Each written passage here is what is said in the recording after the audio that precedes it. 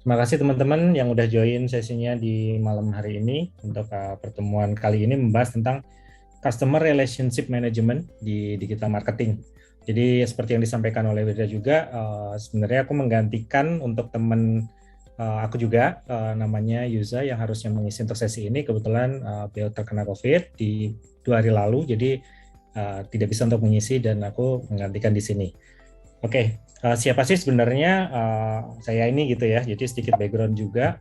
Mungkin ini adalah mungkin gambaran karir saya sebelum mungkin teman-teman mau mendengarkan gitu ya, kayak ini siapa sih yang ngobrol nih gitu. Jadi biar kenal juga. Dulu saya kuliah di ITB jurusan Electrical and Informatics Engineering, jadi agak beda dengan marketing sebenarnya ya. Cuma ternyata gayung bersambut mengarahkan untuk karirnya di dunia marketing. Jadi awalnya di grup M itu kayak digital agency gitu. Lalu sempat ke OLX, kalau teman-teman tahu yang mungkin nyari mobil bekas atau mungkin ke properti gitu ya, ada OLX itu sebagai CRM juga. Lalu sempat sebentar di Telkomsel untuk bantuin campaign digital. Lalu move ke Gojek untuk di bidang ini CRM spesialis. Lalu ke Link Aja untuk e-wallet ya. Jadi teman-teman kalau mungkin tahu GoPay, OVO, ada Link Aja juga yang punya patungan BUMN atau pemerintah. Sempat 2 tahun di sana, lalu balik lagi ke Gojek di awal tahun ini untuk di bidang yang akan disampaikan ini mengenai CRM.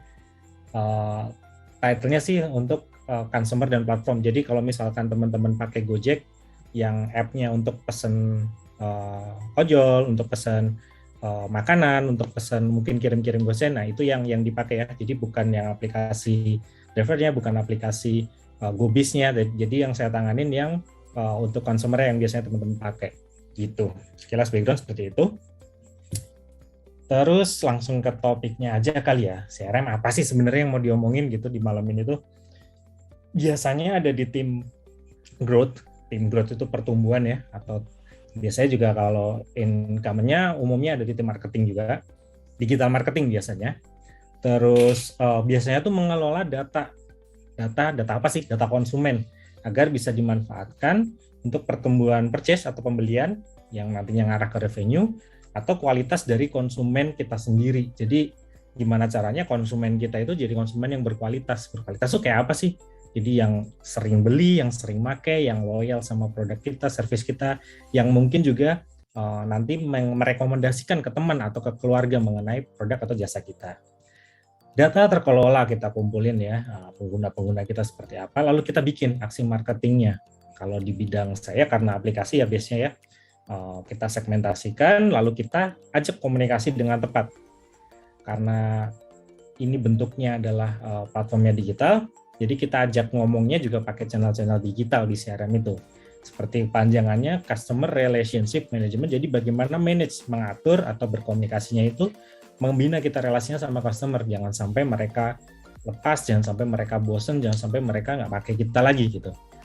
Sebenarnya kalau nggak ada CRM nggak apa-apa nggak sih? Ya nggak apa-apa aja, cuma kalau ada lebih baik karena dengan komunikasi CRM yang bisa memanage datanya, mengelola datanya ini, tidak semua perlu mendapatkan pesan-pesan yang disampaikan. Gitu kira-kira. Oke, lanjut dulu ya. Ini misalkan teman-teman mungkin lihat ada notifikasi di HP kalian ya, ada Tokopedia, ada Grab, ada Gojek di situ, terus ada Link Aja. Ini ada notifikasi yang biasanya terlihat di HP teman-teman, itu sebenarnya bagian dari CRM juga tuh. Ya secara garis besar marketing, nah, cuma spesifik biasanya di CRM gitu. Terus ini kalian misalkan buka Shopee, misalkan buka game gitu ya, biasanya ada yang interupsi gitu ya, memotong perjalanan kita di dalam suatu app, ada yang nongol nih apa nih. Nah itu biasanya juga pop up screen dari CRM, biasanya gunanya mempromosikan apa sih yang sedang ada di situ atau untuk iklan gitu biasanya. Terus ada juga SMS. Nah ini udah agak jadul ya kalau teman-teman tahu ya.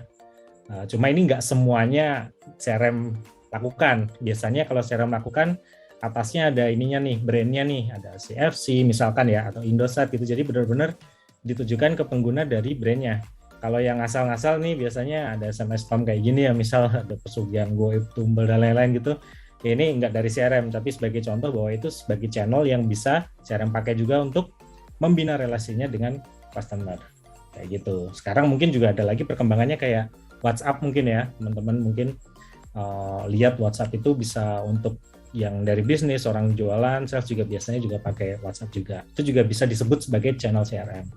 Gitu.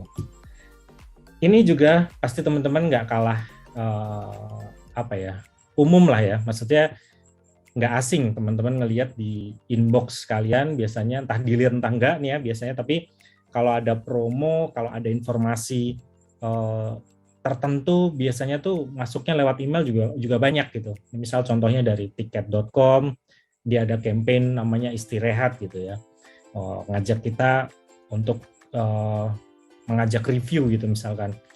Kalian pernah di mana gitu misalkan, review pernah liburan di mana, nanti dapat rewards gitu misalkan. Terus ada Gojek dengan Tokopedia ini ya, dengan kerjasama yang terbaru, misalkan belanja sekian dapat cashback sekian, atau link aja dengan promo-promonya di bulan-bulan tertentu misalkan. Ini juga salah satu channel untuk siaran. Nah, ini tadi yang dicontoh screenshotnya, ini beberapa yang disebutkan secara list ya. Mungkin bisa jadi di masa depan bisa lebih dari ini gitu channel-channelnya.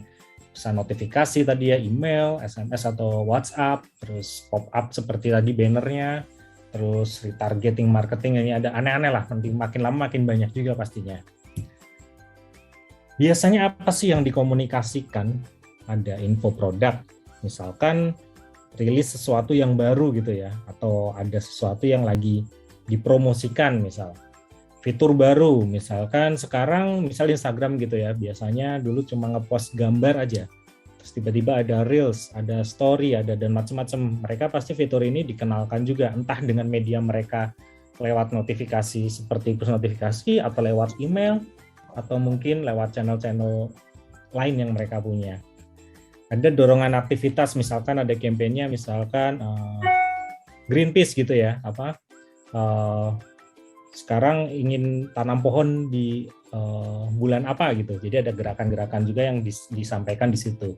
Bisa juga survei pengguna, misalkan teman-teman juga pernah dapat kayak apakah puas menggunakan jasa kami gitu kan, rating di App Store atau Play Store, atau mungkin masukin form gitu untuk feedbacknya, untuk kebaikan juga dalam pertumbuhan bisnis kita juga. Diskon pasti ya, kayak promo, terus mungkin konfirmasi dari aktivitas. Maksudnya apa sih konfirmasi aktivitas? Misal teman-teman habis beli atau belanja di Shopee atau di Tokopedia, habis belanja, ada notifikasi biasanya sudah dikonfirm nih, keluar nomor resinya, atau misalkan barang kamu sudah sampai, ya itu konfirmasi dari aktivitas yang biasanya juga disampaikan ke pengguna. Kenapa ini penting? Ya kalau misalkan kurang jelas dengan apa yang sedang dilakukan aktivitasnya, user bisa ini ya bingung gitu sebenarnya, loh kok ini sebenarnya udah dibayar, nyampe apa enggak, udah dipaketin belum penjualnya, misal seperti itu. Konfirmasi aktivitas. Ini ada yang angkat tangan nih, Wirda, biasanya gimana ya, apa langsung atau gimana? Oh, mungkin nanti aja Kak, bisa diselesaikan dulu aja materinya. Oke, nanti ya si Erisko. Gitu kira-kira. Apakah cuma tadi? Ini ada 6 info produk, itu tentunya ada banyak sebenarnya ya. Ini ada rangkumannya, nanti di slide-nya kalau misalkan dibagikan ya Wirda, udah banyak banget sebenarnya momen-momen yang bisa dipakai untuk menyampaikan infonya ke user. Misalnya di list ini aja banyak yang nggak aku sampaikan karena sebenarnya ini tergantung sama produknya gitu ya. Nah itu ada banyak banget gitu. Oke. Yang utama dari CRM ini pasti kan strateginya ya, ngobrol ke pengguna kita, terus kita menyampaikan apa pesan kita. Tapi tentunya jangan lupa dengan ini, kalau di bahasa Inggris biasanya 5W1H nih ya, kayak what, where, when, who gitu ya. Bahasa Indonesia ini kapan, di mana, siapa, apa, bagaimana, mengapa. Ini harus kita tentukan pastinya. Ya kapan mau ngasih taunya. Misalkan lagi ada promonya, promo bulan Ramadan gitu, nggak mungkin kita ngasih taunya pas nanti bulan sekarang misalkan Ramadannya di Maret, April, Mei ini mungkin ya. Jadi nggak mungkin kita ngasih taunya di bulan November misal gitu. Jadi kapannya waktunya harus kita tahu persis strateginya ya. Terus di mana mau ngasih taunya lewat apa? Mau lewat email aja, mau lewat WhatsApp aja, atau lewat channel-channel lain. Terus siapa yang kita kasih tahu? Apakah semua pelanggan kita, semua aja lah kita kirim gitu. Ternyata pelanggan kita udah banyak nih, ada 2 juta pengguna misalkan. Wah, kalau ngirim SMS ke segitu, habis nih duit kita banyak nih gitu. Email aja lah, email nggak apa-apa kalau segitu. Oke, pakai email misalkan. Udah, atau kalau terlalu banyak siapa ya? Yang kemarin udah lama nggak transaksi aja deh gitu. Biar mereka yang ke-trigger lagi buat transaksi gitu. Apa isinya, kontennya itu apa sendiri, misal promo tadi. Terus interaksi pesan ini gimana ke pengguna, apakah mereka cukup masukin kode voucher, apa misalkan mereka tinggal transaksi aja, atau sebenarnya informasi yang ya udah baca aja, nggak perlu kalian ngapa-ngapain gitu. Terus tujuannya sendiri ngapain gitu. Terakhir kita kirim suatu pesan ini tuh tujuannya apa gitu. Apakah mereka nanti biar mereka beli produk kita, agar mereka tahu produk kita yang baru, atau biar ya udah ucapan misalkan selamat ulang tahun aja gitu. Bisa macam-macam. Itu kombinasi strateginya ya. Terus kalau kita tadi ngomong dengan strateginya, sebenarnya ada pendekatan yang bisa kita lakukan saat mengiriman tadi ya, email atau push notification bisa terjadwal, misal di abu-abu, di kuning, ini misalkan kalender ya, tanggal 1, 2, 3, 4 gitu, ada 4 titik. Kita cuma ngirim di tanggal yang kuning-kuning doang gitu. Itu dijadwal, atau sebenarnya otomatis. Contohnya otomatis gimana sih? Kayak tadi ya, misalkan pesan tadi belanja di e-commerce gitu ya. Jadi ketika misalkan kuning ini kondisinya apakah sebenarnya udah bayar atau belum? Kalau belum, kasih notifikasinya apa? Ingetin lagi misal dalam 1 jam selesaikan pembayaran kamu, atau pembelian kamu batal gitu. Atau misalkan mereka sudah bayar, tinggal tunggu dikemas dari penjualnya nih. Nah, jadi ada pesan-pesan yang otomatis tergantung dengan aktivitasnya. Ada yang terjadwal, memang kita inginkan hanya di hari-hari tertentu saja mereka dapat informasi itu. Gitu kira-kira. Nah, ini nih, biasanya CRM itu masuknya, kalau ini dunia aplikasi ya, dunia app based gitu. Kita udah login gitu, udah daftar gitu ya, daftar, register gitu, login. Terus habis itu ngapain gitu? Biasanya tuh ini jadi permasalahan utama di beberapa, terutama perusahaan-perusahaan startup atau aplikasi ya biasanya. Download, kencengin aja ngiklan di mana-mana, downloadnya tinggi naik terus. Tapi ada satu matriks yang ternyata landai atau tidak terlalu naik, yaitu retention. Ini yang akan jadi bahasan lebih sebenarnya nanti.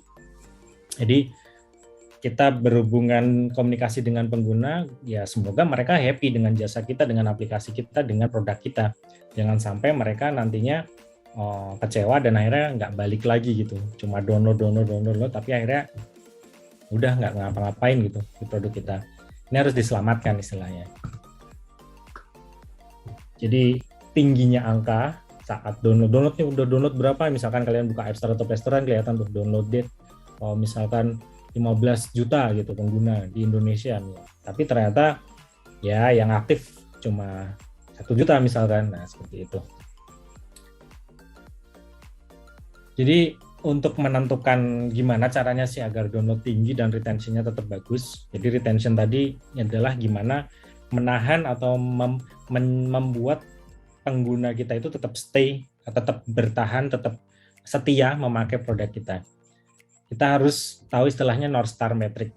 Jadi North Star Metric ini tuh istilahnya apa ya? Indikator yang paling penting buat pertumbuhan bisnis kita apa? Misalkan e-commerce tadi ya, misal. Ya paling penting penjualan ada terus, pengguna itu aktif untuk bertransaksi terus gitu. Jangan sampai mereka udah nggak pakai kita, diinstal atau pindah ke kompetitor lain misal. Ada istilahnya lagi di sisi kanan ini ada vanity metric. Adalah data yang terlihat bagus namun potensinya bias buat perusahaan. Contohnya adalah seperti ini. Yang bias dulu deh yang kanan ya. Jumlah download tadi. Misalkan ada downloadnya banyak, terus kenapa kalau banyak tapi ternyata nggak ada transaksinya gitu. Nggak ada duit yang mengalir di situ gitu ternyata. Jadi angka hanyalah angka. Jumlah followers pun begitu. Followers banyak ya bisa beli. Followers banyak ya ternyata nggak ngaruh ke engagement yang ada gitu. Jadi mereka tetap aja follower yang pasif gitu misalkan. Terus jumlah likes atau komen gitu ya. Ya likes banyak, komen banyak, ngaruh nggak ke penjualan kita, ngaruh nggak ke pemakai produk kita gitu. Jumlah pengunjung, gedenya traffic, kalau nggak diapa-apain ya percuma. Jadi kita harus lebih memperhatikan yang North Star metric ini. Jumlah transaksinya dibandingkan ya, selalu ada rate-nya biasanya. Rate itu rasionya ya. Jumlah transaksi dibandingkan yang install gitu misalkan. Jumlah yang stay, yang tetap memakai dibandingkan yang install, misal seperti itu. Cost per install, biaya satu orang install itu berapa sih kalau kita ngiklan gitu misalkan. Terus activation rate dari yang install berapa, yang transaksi dari yang install berapa, yang akhirnya terus-terusan setiap bulannya transaksi minimal 3 kali. Nah, hal seperti itu yang lebih sebenarnya perlu diperhatikan untuk menjaga angka retention tadi itu tetap tinggi seperti angka downloadnya. Jadi nggak asal download tapi diem aja, tapi tetap juga stay di aplikasi kita gitu, atau di produk kita gitu ya. Ini tadi ya, angka download tinggi ternyata active user-nya rendah gitu ya, kalau kita ngelihat metrik yang salah. Angka follower tinggi, jumlah penjualannya ternyata rendah gitu. Jadi ini hal-hal yang harusnya kita perbaiki lagi. Mungkin kita melihat ke kacamata yang salah dan itu harus dibenarkan. Kita masuk ke pengguna, atau kalau aplikasi pengguna mungkin ya, kalau customer itu istilahnya pembeli atau yang biasanya belanja misalnya. Secara umum ada user baru, pengguna baru, ada pengguna yang aktif terus, dan ada pengguna yang pasif, atau bahkan udah nggak pakai lagi ya pasif ini ya maksudnya. Nah, CRM ini mengelola hubungannya dengan pengguna-pengguna kita itu tadi, gimana caranya agar mereka itu tetap aktif, agar di panah tengah itu. Jadi yang baru bisa terus-terusan pakai, atau mungkin yang dulunya makainya cuma sekali 2 kali jadi 3 kali 4 kali, yang pakai sebulan cuma 2 kali jadi sebulan jadi 5 kali misalkan, seperti itu. Yang pasif gimana caranya mereka aktif lagi, mereka pernah nyoba, kenapa sih pasif memang gitu. Nah, kita harus juga cari tahu tuh gimana cara mereka aktif lagi. Ini secara umum ya. Kalau secara lebih detail lagi nih, misalkan tadi cuma 3 ya, kita jadikan sekarang 5. Ada new user misalkan yang baru mendaftar, early, awalan ya, mereka mencoba produk, mungkin baru beli 1 gitu, atau mencoba sekali jasanya gitu. Terus aktif, ini rutin terkonversi. Konversi itu kan terconvert ya, akhirnya membeli terus gitu kalau misalkan itu produk kita. Lalu ke arah yang churn, soft churn, yang agak soft, yang jarang terkonversi. Lalu ke arah yang paling kita hindari, yaitu hard churn, tidak aktif lagi. Nah, di sini tuh sebenarnya paling banyak itu pasti orang baru lama-lama mencoba, terus mencoba itu kan pasti ada yang kayak kecewa. Coba teman-teman lihat di aplikasi di HP kalian, pasti banyak juga yang ya kalau misal kayak Instagram, WhatsApp itu kan tiap hari kalian aktif ya, karena memang ada keperluan kalian di sana yang memang harus ngecek di situ gitu. Tapi kalau misalkan aplikasi lain pasti ada saja yang kalian install, nyoba terus sekali 2 kali, atau game lah misal. Oh udah deh, bosen gitu misal, atau belum ada kebutuhan di situ. Jadi dari new user ke aktif itu pasti akan turun gitu grafiknya. Kumpulan orang yang aktif pun yang sudah seneng kalau ada kepincut oleh sesuatu yang baru, atau mungkin ada sesuatu yang sepertinya lebih menarik atau bosen di situ, pasti akan akhirnya mereka jarang terkonversi dan akhirnya tidak aktif. Makanya nanti numpuk di kanan.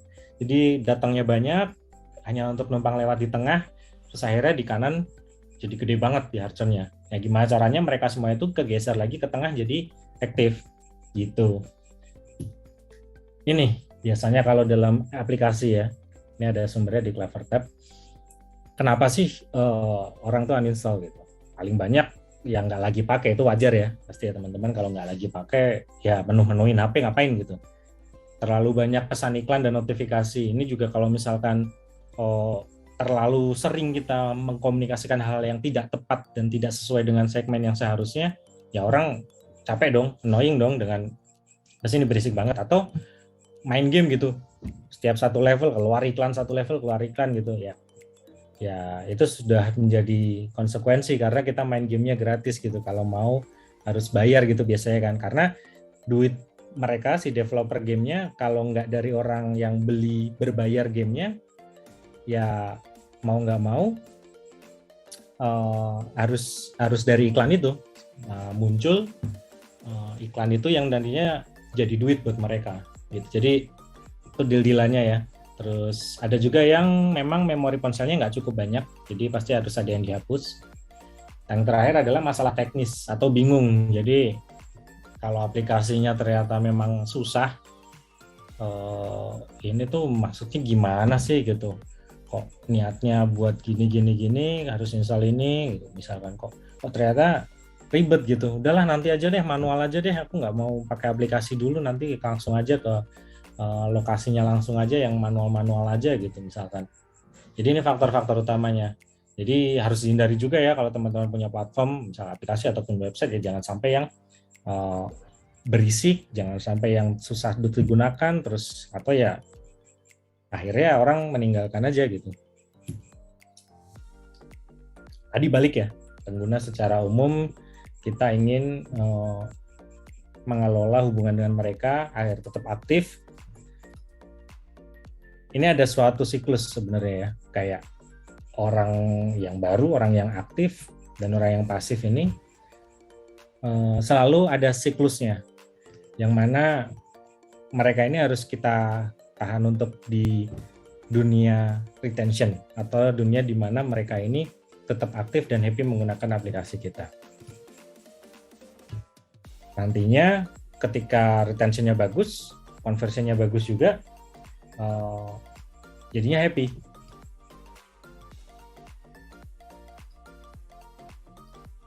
Nah, terus di sini mungkin teman-teman lihat ya beberapa logo, ada YouTube, ada Spotify, ada Instagram, ada Gojek. Ini salah satu app yang terus-terusan, salah banyak app ya, maksudnya ada beberapa app di sini yang mereka ingin selalu menaikkan jumlah pengguna aktifnya.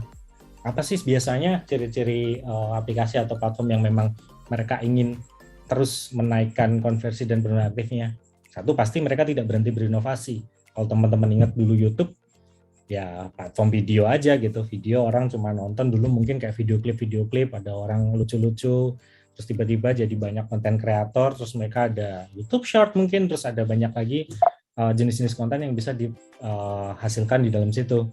Spotify yang awalnya hanya di luar Indonesia dulu ya, terus mereka masuk ke negara-negara market besar seperti Indonesia, nyoba konten-kontennya dibanyakin, konten Indonesia lokal, terus mereka bisa bikin playlist, terus bisa ngasih rekomendasi yang sesuai dengan pendengarnya. Instagram yang dulu cuma satu foto dan ada di iPhone, akhirnya mereka masuk ke dunia Android, terus mereka masuk ke berbagai platform, ada web juga.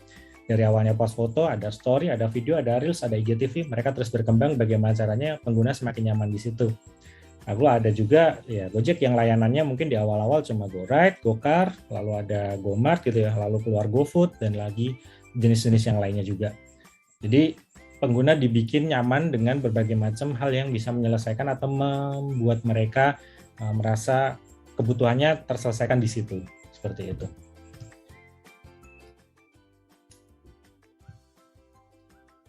Kalau kita balik di putaran-putaran tadi, sebenarnya orang yang baru ini memang perlu kita aktifkan istilahnya. Dari yang baru mendaftar mencoba gimana caranya rutin conversion. Biar dia rutin terus, kita engage terus dengan berbagai macam produk yang kita punya, kualitasnya jangan sampai turun, jangan sampai kompetitor mengalahin kita, jangan sampai nyolong di hal apapun misalkan ya. Terus yang jarang konversi dan tidak aktif, sebenarnya mereka ini kan pernah punya happy moment lah dengan kita. Mereka pernah nyoba, ya kalau misalnya yang jelek, kita harus dengerin mereka kenapa experience-nya jelek di kita, minta feedback-nya gitu. Jadinya kita bisa membuat hal itu tidak terulang untuk user-user yang suka aktif.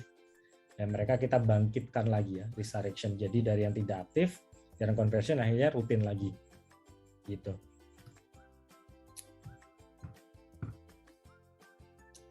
Retention adalah hasil, ini contohnya tadi untuk activation ya. Kita dorong untuk pengguna segera mendapatkan nilai utama dari produknya. Download, registrasi, awal pasti gitu ya. Membentuk personalisasi, contohnya adalah kalian install Spotify, mungkin diajak untuk masukin genre apa yang disuka gitu ya, musik misalkan suka rock gitu, rock pop terus jazz gitu, nanti langsung otomatis setup ini nanti menemukan aha momennya, yaitu wah lagunya sesuai nih sama yang aku cari gitu, lalu membentuk kebiasaan mereka dengan cara lagunya ini deh pasti ada di sini, dengerin itu gitu. Contoh tadi Spotify ya. Kalau ini ada namanya Pinterest, mungkin teman-teman juga ada yang pakai di sini untuk nyari inspirasi gitu ya. Biasanya mau nyari foto atau mungkin model atau mock up atau inspirasi foto atau denah atau apapun ya di Pinterest ini. Pas kalian daftar seperti biasa dibuat mudah, bisa masuk langsung dengan Facebook atau mungkin biasanya Gmail ya. Masukin, selamat datang langsung, walaupun biasanya juga ada email konfirmasi di belakang. Kalian langsung disuguhi dengan setup. Kalau tadi Spotify isinya kayak genre jazz, rock, atau apa, kalau misalkan di Spotify mungkin topik atau kategori yang kita inginkan ya. Misalkan kita pengen lihat binatang-binatang gitu ya, yang mungkin bisa jadi inspirasi tertentu, mungkin rumah gitu ya, layout atau mungkin dekorasi, atau mungkin fotografi jenis-jenis tertentu yang mungkin inspirasi. Kita klik salah satu, aha momennya keluar, bang, ini nih buat lo nih, cocok nggak nih gitu. Nah, ketika ini sudah terbiasa dengan hal seperti ini, nanti akan terbentuk suatu habit atau kebiasaan mereka kalau mencari sesuatu akan masuknya ke aplikasi kita, bukan yang lain, seperti itu misalnya. Itu contoh aktivasi. Yang kedua adalah engagement. Engagement ini bukan pertunangan ya, walaupun pertunangan hubungannya mencari engagement juga, tapi engagement di sini lebih ke gimana kita lebih erat lagi, engage lagi dengan customer. Setelah mereka memakai dan menemukan aha momennya, akhirnya terjadilah habit loop atau tadi yang dimaksud dengan kebiasaan yang mereka senang, happy momennya, terulang. Ada salah satu model yang ini ditemukan di RLR itu mengenai hook model. Jadi ada triggernya eksternal atau internal, lalu ada actionnya, lalu ada variable reward atau lalu ada investment. Apa sih ini? 4 hal ini nanti dijelasin dengan mungkin contoh kali ya. Internalnya dorongan dalam diri atau dalam perasaan kita untuk menggunakan produk. Eksternalnya ya bisa dari CRM ini, email, notification, terus mungkin ada iklan dari YouTube, mungkin dari teman-teman digital ads ya. Ada juga promosi yang mungkin dari teman-teman marketing yang masang di baliho, mungkin masang di koran, mungkin masang di radio gitu. Lalu lingkungan, jadi eksternal itu ada kayak mungkin tante kita atau dari kakak sepupu kita atau siapapun saudara kita datang, udah nyobain pakai ini nggak? Mending pakai ini, enak deh, transfernya gratis, misal seperti itu. Nah, kalau misalkan contoh 3 aplikasi ini ya, ada Instagram, ada LinkedIn, ada YouTube. Ada sesuatu yang men-trigger mereka. Misalkan mager, kita iseng buka-buka explore atau DM Instagram. Oke, langsung akhirnya jadi habit kalau misalkan mager, buka IG, explore gitu. Siapapun yang nggak kita follow pun bisa tetap terlihat di situ sesuai dengan apa yang biasa kita like atau kita lihat gitu. Terus LinkedIn, mencari harapan, lihat lowongan kerja ya, atau update CV kita biar mudah dilirik sama recruiter atau HR gitu ya. Terus YouTube, gabut nih, atau sebenarnya cari inspirasi bisa, terus nyari-nyari episode terbaru, atau mungkin bahkan kita ngupload konten ya, jadi konten kreator gitu. Tapi ada investment nih yang harus kita lakukan di situ. Berarti kita ada konten tertentu yang harus dikumpulkan di situ. Ada data yang tertukar di situ, yaitu misalkan user harus sign in, user harus nge-like, harus apa, itu kan datanya jadi ada di dalam. Lalu ada reputasi dan kemampuan. Jadi ini reputasi kemampuan misalkan tadi ya, kita cari lowongan kerja di LinkedIn gitu, kan ada hal-hal yang memang kita harus invest di situ. Kalau misalkan memang kita belum ada kemampuan itu, oke, kita cari misalkan course-nya, misalkan kayak seperti kelas-kelas di sini. Reputasi, kita perbanyak koneksinya gitu. Misal seperti itu.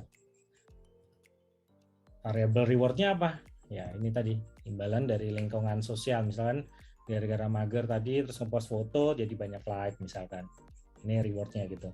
Halnya berupa imbalan yang diinginkan tadi misalkan dapat kerja, atau mungkin dapat internship misalkan. terus selfie atau dapat connection aja gitu. Terus untuk YouTube ya ngepost video lama-lama jadi hobi terus tiba-tiba jadi platinum gitu ya, dapat reward gitu misalkan. Nah, ini semua itu untuk menuju ke reward ini kita dari CRM bisa men-trigger mereka. Ini tadi yang alasan internal mereka kita bisa ganggu. Dalam artian gini, ketika udah lama nggak dibuka, wah udah saatnya nih kita kasih trigger nih. Misal story orang lain ada yang ngepost atau apa, kasih notifikasi. Nggak mau lihat ini nih. Link in, misalkan ada locker yang sesuai dengan experience kita keluarin deh notifnya ke mereka.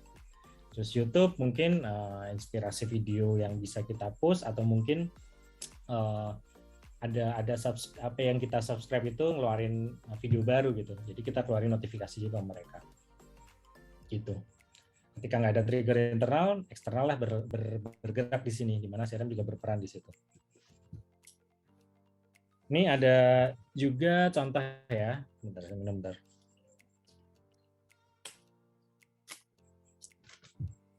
Contoh push notification Gojek misalkan.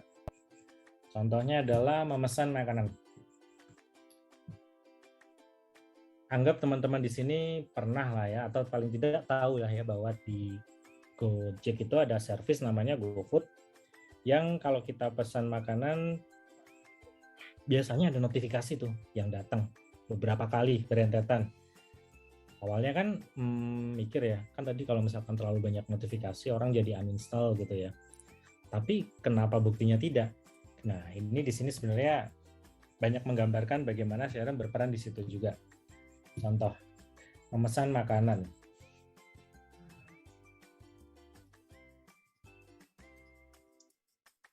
Bentar.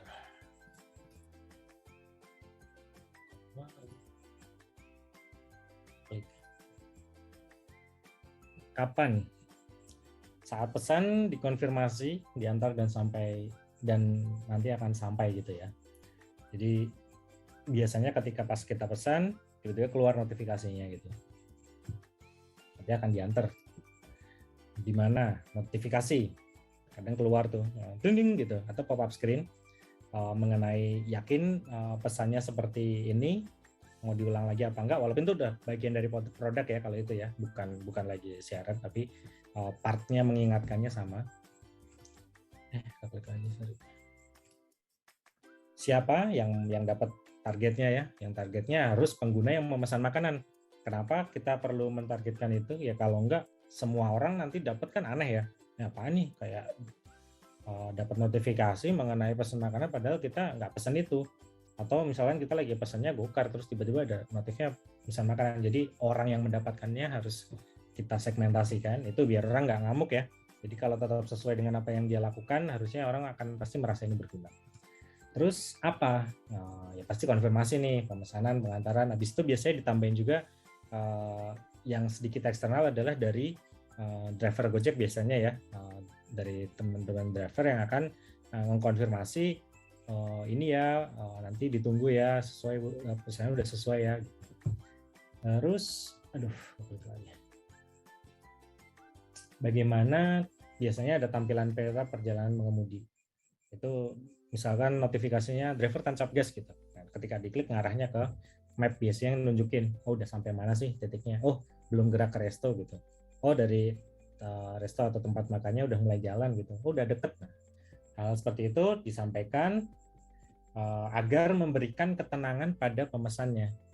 Jadi ketika itu sampai, ketika itu sedang diproses, ketika itu memang entah ternyata tutup atau apa, tetap harus ada konfirmasi seperti itu. Gitu. Nah, di luar push notification ada satu lagi nih sebenarnya, itu mengenai ini ya. Belum. Jadi itu tadi kan tentang food saja ya, memesan makanan baru salah satu service. Dan kalau misalkan aplikasi atau platform atau website itu makin beragam, semakin beragam juga jenis audiensnya. Pasti teman-teman di sini ada yang misalkan kalau pesan makanan nggak dari Gojek, misal dari kompetitor lainnya. Tapi kalau misalkan naik GoCar, GoRide, ya dari yang Gojek aja gitu, atau preferensi masing-masing lah. Nah di situ harus semakin banyak personalisasi atau semakin banyak yang kita bedakan satu dengan yang lain untuk menerima pesan yang disampaikan. Kalau enggak saling bertabrakan, semua diinfoin sekarang lagi ada diskon mengenai A, padahal dia nggak pakai itu sama sekali. Sekarang dia lagi ditawarin diskon gede-gedean, padahal dia sebenarnya tanpa diskon pun nggak masalah. Malah kita boncos dong, malah kita ngeluarin duit banyak untuk orang yang sebenarnya secara diskon pun nggak perlu gitu. Nah, nantinya komunikasi dan interaksi yang dilakukan pun akan semakin kompleks. Kompleks dalam artian kita harus memetakan benar-benar ya, yang mereka melakukan apa, dapatnya apa. Mereka melakukan apa, dapatnya apa. Jangan sampai nggak melakukan yang sesuai, dapatnya hal tersebut gitu. Jadinya mereka terganggu. Oke, ada salah satu use case aja nih ya. Ini reporting dan analisis salah satu bagian dari part CRM juga. Jadi kalau boleh dirangkum dulu, tadi dari awal itu kita ngomongin mengenai apa sih CRM itu gitu ya, perannya apa sih, jenis-jenisnya apa. Tadi ada push notification, ada newsletter, email ya, ada SMS, ada WhatsApp, ada pop-up banner gitu, jenis-jenis yang biasanya disampaikan ke user. Kenapa itu perlu diurusin? Kenapa? Karena nggak semua sebenarnya butuh informasi itu. Kalaupun butuh, ya kita harus tahu kapan, kita harus siapa yang dikasih, kita harus tahu apa kontennya, terus mereka butuh nggak, dan tujuan kita sendiri sebenarnya apa buat komunikasi ini tuh gitu. North Star-nya kita harus pegang juga, tadi kita bahas kan, bahwa goal utama sebenarnya perusahaan ini tuh untuk apa. Kalau kita sebenarnya jasa kayak seperti Facebook atau Instagram, ya mereka goalnya bukan orang ngepost foto sebanyak-banyaknya, orang akhirnya jadi follower banyak, bukan itu goal mereka. Banyak iklan yang mau ngiklan, banyak brand yang mau ngiklan di platform mereka. Instagram itu kalau teman-teman sadar, setiap ngelihat story ya, 1, 2, 3 pasti iklan muncul, 1, 2, 3 iklan muncul. Postnya juga gitu, kalian scroll ke bawah, 1, 2, 3 iklan muncul. Karena mereka jualan spot itu sebagai jualan iklan buat brand-brand. Jadi goal mereka, North Star-nya adalah sebanyak mungkin orang membuka app mereka, sesering mungkin setiap hari, mungkin tambah channelnya makin banyak. Dulu mungkin post foto doang, story doang, sekarang tambahin reels, kan jadi banyak spot untuk nayangin iklan, karena mereka sebenarnya advertising brand gitu sebenarnya. Biar gimana caranya duit bisa ngalir dari situ.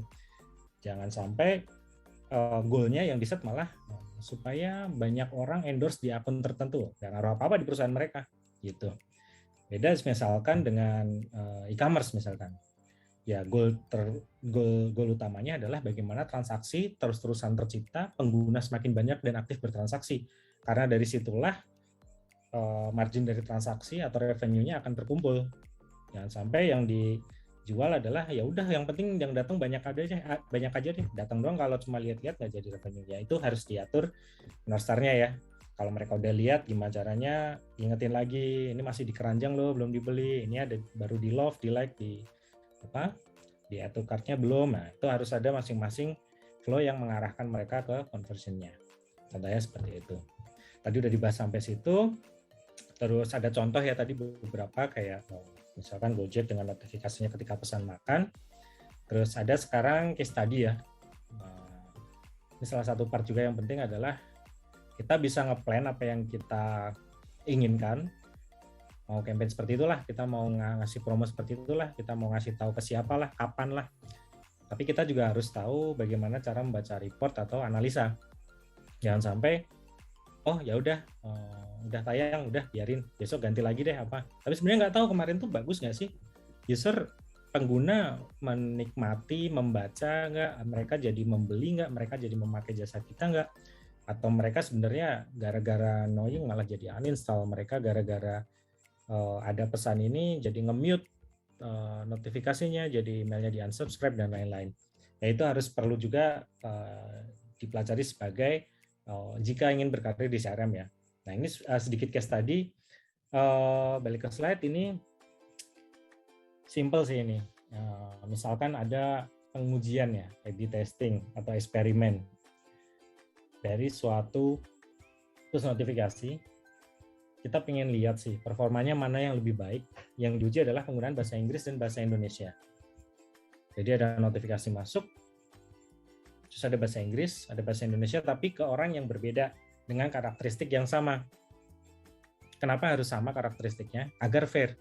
Misalkan ya, kita pengen coba ngasih notifikasinya ke orang di daerah Jabodetabek. Yang dites itu harus orang Jabodetabek kita split jadi 2 dengan karakteristik yang harusnya random tapi sama, sekurang lebih sama, agar nanti hasilnya fair, mana sih yang lebih disukai gitu. Matriksnya apa? Pengukurannya apa? Satu CTR atau CTR ya, lalu CR atau CR.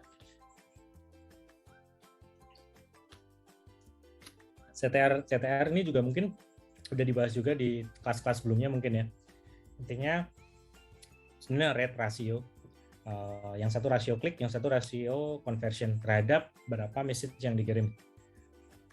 Kalau CTR itu kliknya, kalau CTR itu konversinya berapa yang akhirnya terkonversi. Konversinya itu apa? Tergantung mau pembelian, mau mereka visit ke page saja ke halaman tertentu, mau mereka akhirnya follow gitu misalkan, apapun bisa jadi conversion di sini. Tapi biasanya kalau misalkan e-commerce atau mungkin misalkan retailing gitu ya kayak Gojek gitu, pastinya biasanya transaksi yang terjadi itu jadi conversionnya. Misalnya agak pecah-pecah ya. Yang varian A ini bahasa Inggris. Hai Victor Pramusanto gitu. Ini ada special for you. We have new product just for you. Get it only 100K just for today. Jadi ada penawaran suatu produk baru yang kalau dibeli hari ini tuh cuma 100.000. Mungkin biasanya 150.000 atau mungkin 180.000 atau 200.000 misalnya. Jadi tujuannya jelas ini adalah mengajak orang untuk akhirnya membeli barang tersebut. Yang satunya bahasa Indonesia ya sama kira-kira artinya. Cuma yang satu 100K, yang satunya 100.000 gitu. Nah, pemakaian bahasa ini seberapa berpengaruhnya sih sebenarnya? Nah, kita lihat, kita ngirimnya ke 2.000 orang masing-masing, dan ini harus berbeda ya, nggak boleh ada orang yang menerima 2 kali. Karena kita mau compare mereka, kubu A dan kubu B ini. Karakteristiknya harus sama, karakteristiknya. Entah dari lokasinya, entah dari gendernya, entah dari kemampuan spendingnya mereka, kita tentukan segmentasinya tergantung mau pakai yang apa. Teman-teman juga harusnya mungkin dapat ya di kelas sebelumnya mengenai segmentasi, targeting itu bisa dari apa aja sih, umur, lokasi, dari hobi, dari interest, dari apapun, bisa gitu ya. Nah ini karakteristiknya sama, 2.000 kubu A, 2.000 kubu B, kita benturin. Mereka ternyata setelah dapat pesannya masing-masing ini, varian A dapat yang Inggris, varian B kelompok A dapat yang Inggris, kelompok yang B dapat yang bahasa Indonesia. Ternyata dilihat dari kliknya slightly different ya sebenarnya ya, kayak varian B lebih bagus sedikit 7% gitu. Uplift-nya kalau kita compare, uplift ini selisihnya ya dari 7,15 sama 6,60 ini kalau dikurang dibagi 6,60 itu sekitar 8%. Jadi varian B lebih tinggi 8% dari varian A. Uplift-nya, penaikannya gitu. Sedangkan kalau dari sisi conversion-nya sebenarnya lebih bagus yang varian A. Kalau kita lihat varian B 20% lebih rendah daripada varian A secara penjualan. Nah, kalau kayak gini dari teman-teman mungkin nggak bisa memutuskan gitu ya sebenarnya. Ini mana sih yang sebenarnya lebih bagus? Apakah bahasa Inggris, apakah bahasa Indonesia? Nah, dari kita sebagai CRM gitu ya, spesialis, entah dari tim leadernya harus menentukan kalau goalnya utamanya adalah pembelian, pasti jumlah pembelian yang lebih banyak yang akhirnya dianggap sebagai yang paling works gitu, dimana di sini bahasa Inggris ternyata yang lebih memancing orang untuk ngeklik. Tapi kalau dari sisi orang tertarik untuk ngekliknya ternyata yang bahasa Indonesia gitu. Nah, cuma kita lihat uplift-nya di sini, difference-nya. Pembedanya jauh lebih besar ini yang 20% yang di conversion-nya. Jadi kita bisa bilang sebenarnya varian A ini kalau kita ngejarnya dari sisi orang yang beli, kita mending pakai yang bahasa Inggris. Apakah langsung bisa diputuskan kayak gitu? Bisa, tapi sebenarnya masih bias karena ini baru percobaan pertama. Nah, seperti kalian mungkin teman-teman dulu mungkin di SMP atau mungkin di SMA atau mungkin yang di kuliah ya mengambil jurusan mengenai IPA gitu, pastinya kalau dalam eksperimentasi itu kita harus melakukan yang namanya pengujian berkala terus-terusan untuk menemukan mana formula yang tepat sampai kita benar-benar yakin. Jadi pengujiannya ada istilahnya iterasi ya, iterasi atau pengulangan. Pertama, oke, hasilnya seperti ini. Oke, besok kita coba lagi dengan konten yang berbeda tapi tetap Inggris dan Indonesia gitu ya. Kita coba lagi. Atau kontennya harus tetap sama tapi 2000 A dan B yang berbeda lagi. Jadi kita coba sampai benar-benar kita yakin, oke, emang yang bahasa Inggris yang lebih baik gitu. Tapi kalau misalkan percobaan kedua kita lihat, loh ini kebalik nih, sebaliknya nih. Wah, belum yakin lagi nih, berarti kita coba lagi di berikutnya. Sampai benar-benar misalkan kita pastikan, oke, jangka waktu eksperimen kita dalam 1 minggu pemantauan ini, kita bikin 10 kali percobaan dengan kondisi ruangan vakum ya, istilahnya ruangan vakum ini adalah user-usernya sama, karakteristiknya dan promo yang digunakan juga sama, hanya berbeda di bahasa dan segi penyampaiannya. Jadi mereka kita lihat kebiasaannya, apakah tetap akan hasilnya cenderung ke yang A atau cenderung yang B. Ketika udah ketemu, kita bisa pastikan bahwa oke, style kita sepertinya cocoknya seperti ini. Gitu. Nah, pengujian ini sendiri sebenarnya juga bisa banyak ya, nggak hanya mengenai bahasa, bisa juga gambar atau image gitu. Misal kalian ngirim email, ngirim email yang paling banyak dibuka gitu. Yang mana sih yang lebih menarik? Nah, goalnya kita tahu bahwa goalnya di situ adalah orang membuka emailnya. Kalau orang membuka emailnya berarti kalau kalian lihat di mailbox kalian ya, lihat di HP itu, pasti yang lebih pertama kali kalian tentukan adalah subjek emailnya. Jadi di email itu ada pengirim, terus di bawahnya pasti ada kontennya itu ya, misalkan diskon apa-apa atau sebenarnya informasi apapun itu. Nah, berarti yang diuji adalah subjek di situ, bukan konten image di dalamnya. Jadi kalau kalian mau uji email apa yang akhirnya secara gambarnya itu paling membawa transaksi gitu. Misalkan kayak tadi ya di contoh email di sini. Ini kita coba deh gambarnya yang satu polosan gini. Atau kita beri yang beberapa section gini, ya kita coba yang mana sih sebenarnya paling worst buat mereka.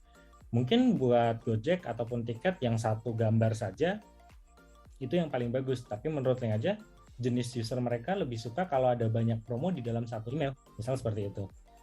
Tiket mungkin pernah membuat berbagai macam eksperimen dan ternyata yang gambarnya foto bener-bener lebih banyak disukai sama usernya.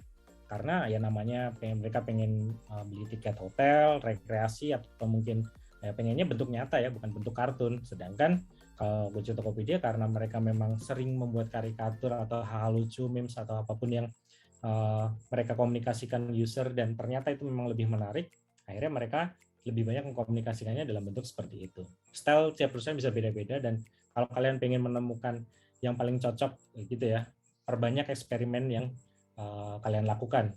Bisa dari gaya bahasa, bisa dari gambar, bisa dari nama mungkin pengirimnya gitu ya, atau mungkin nama brand kalian kurang menjual. Nah, itu semuanya bisa dieksperimenkan dengan channel-channel yang kalian punya atau kalian bisa lakukan. Kayak gitu sih. Nah, terakhir ya, ini walaupun tidak dibayar oleh sponsornya, tapi biasanya ini adalah yang dipakai oleh CRM untuk toolsnya. Ada Mailchimp, biasanya itu ini untuk membuat email gratis sih untuk teman-teman yang bisa misal punya usaha gitu ya. Terus customer-nya di bawah 2000 misal dapat nama email dari penggunanya, misalkan dari absen gitu ya, masuk ke minta nama email dan handphone gitu. Nah, data-data itu bisa dimasukin dan kita kirimkan email ke mereka.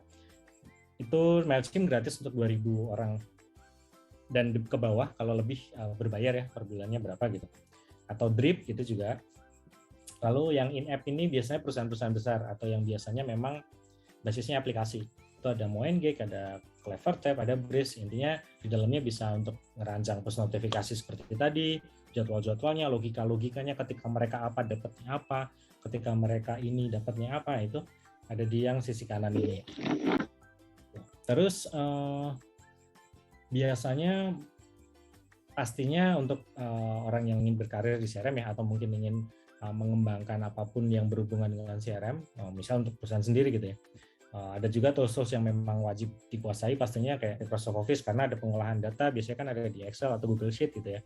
Terus ya presentation gimana data-data yang atau campaign yang kita lakukan bisa kita sajikan dan kita analisa bersama. Gitu sih biasanya sih. Itu mungkin kalau dari saya, mungkin kembalikan dulu ke Yuda.